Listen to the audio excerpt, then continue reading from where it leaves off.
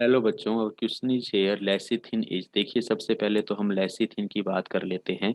Lecithin एक type का क्या है, हमारे पास में फोस्फोलिपिड है। और अगर हम बात करें ये हमें कहाँ पर मिलता है, ये हमें कहाँ मिलता है, एल्लोई के अंदर देखने को मिलता है।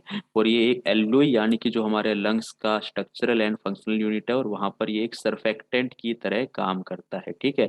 एल्लोई की दोनों वॉल को स्मूथली पिचकने में और खोलने में हेल्प करता है, यानी कि जब हवा आती है और हवा जब बाहर जाती है, ताकि एल्वेओली की दोनों वॉल आपस में चिपक नहीं जाए। ठीक है, उनके इजिली मूवमेंट के अंदर ये हेल्प करता है।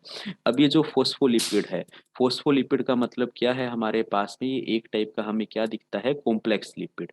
कॉम्प्लेक्स लिपिड का मतलब होता है हमारे पास में लिपिड पार्ट्स भी है और नॉन लिपिड पार्ट्स भी है। ये जो नॉन लिपिड पार्ट है, यहाँ पर फोस्फोलिपिड हमारा जो है, उसके अंदर जो लेसिथिन है पर्टिकुलर, उसके अंदर नॉन लिपिड पार्ट हमारे पास में नाम ही इंडिकेट कर रहा है कि फोस्फेट होता है। फोस्फेट के साथ में और एक होता है मटेरियल, वो होता है नाइट्रोजन बेस। क्या होता है, नाइट्रोजन बेस। इस नाइट्रोजन बेस को हम किस नाम से जानते हैं, कोलिन के नाम से। पूछा जाता है कौन सा नाइट्रोजन बेस सब्सटेंसेस होता है, तो कोलिन होता है। किसके अंदर बेटा, लेसिथिन के अंदर। वहीं लिपिड्स की अगर हम बात करें, तो लिपिड के लिए अपने को पता है कि इसके अंदर क्या होते हैं, फैटी एसिड्स के 3 मॉलिक्यूल हैं। और एक मॉलिक्यूल किसका होता है, ग्लिसरॉल का होता है।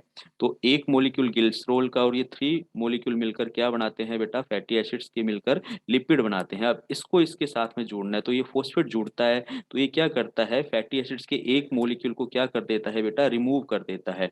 1 मॉलिक्यूल क्या कर देता है बेटा, रिमूव कर देता है फैटी एसिड्स का।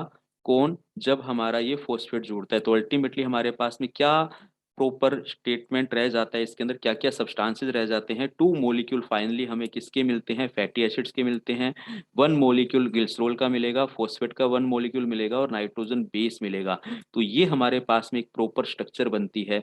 किसकी स्ट्रक्चर बनती है, ये हमारे पास में लेसिथिन की। तो लेसिथिन हमारे पास में एक फोस्फोलिपिड है। ए ऑप्शन बिल्कुल सही जाता है। कार्बोहाइड्रेट तो बिल्कुल ही नहीं होता है उसके अंदर, तो हमें ग्लूकोज फ्रुक्टोज यूनिट वगैरह देखने को मिलती है। ये प्रोटीन एमिनो एसिड से मिलकर बनते हैं। एमिनो एसिड्स क्या है, मोनोमर हैं इन प्रोटीन्स का, तो ये बिल्कुल नहीं होता। Phospholipid is the right answer है, ऑप्शन ए यहाँ पर बिल्कुल करेक्ट आंसर जाता है। Thank you.